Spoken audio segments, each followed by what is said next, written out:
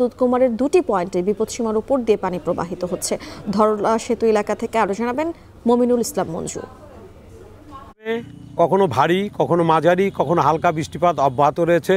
সেই সাথে নেমে আসছে পাহাড়ি ঢল, যার ফলে কুড়িগ্রামের উপর দিয়ে প্রবাহিত ব্রহ্মপুত্র, ধরলা, তিস্তা, দুধকুমার সহ 16 নদ নদীতে পানি বেড়েই চলেছে।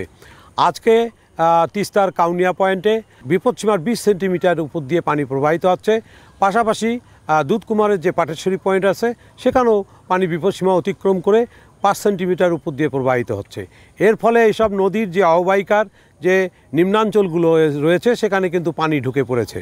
এর মধ্যে তিস্তার পাড়ের যে রাজারহাট উপজেলা, সেখানকার যে বিদ্যানন্দ এবং ঘড়িয়ালডাউনা ইউনিয়ন রয়েছে, সেইখানে দেখা গেছে যে চর রামহরি এবং চর খিতাবখা, যা তিস্তার মাঝখানে অবস্থিত, সেখানে শতাধিক একর বাদাম ক্ষেত তলিয়ে গেছে।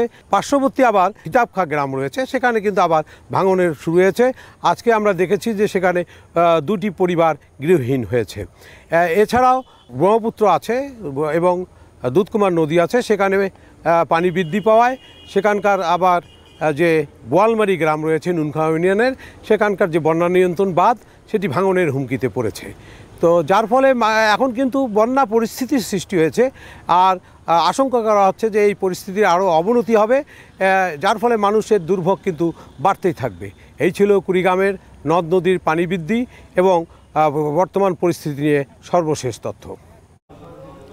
উখিয়ায় পাহাড় ধসের ঘটনাস্থলে আছেন উপজেলা নির্বাহী